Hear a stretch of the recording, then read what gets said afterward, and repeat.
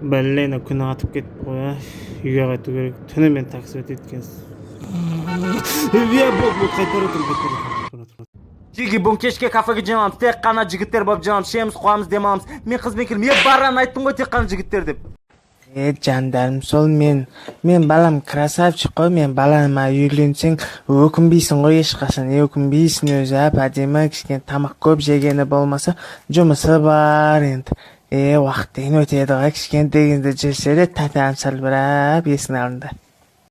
Өзім ойлап таптым, және де бір жақсы бір функциясы бар, 1 сағат бұрын істелген іс-әрекетті қайталайды, соны қосып тексеріп көрейік. Ойбай, кешіріңіз. Звондап қоймай қойды ғой, тек обедтен кейін бара салам, жұмысқа айта салам, бір проблемалар шығып қалды. Банан жейсің ба? Нет, қандай банан? Өзің жей бер. Қатырасың сен, я же на диете, я думал, кафеге барамыз. Қатырдың ғой сен? Кеш ерте жату керек еді. Ұйқы қанбай қалды походу ше. Мәзге жүрсе жалғыз жанып тұр ғой. Болсайшы, тез киінсейші, бұл жырамай ана жоқты бас алып кетті, ойнап жатыр уже. Все, баратырмын. Почти дайынмын ғой, қазір аяқ киімді, бутсымды киіп алайын. Бара беріңдер қазір. Айрам ғой, 10 көп соғамын ғой қазір.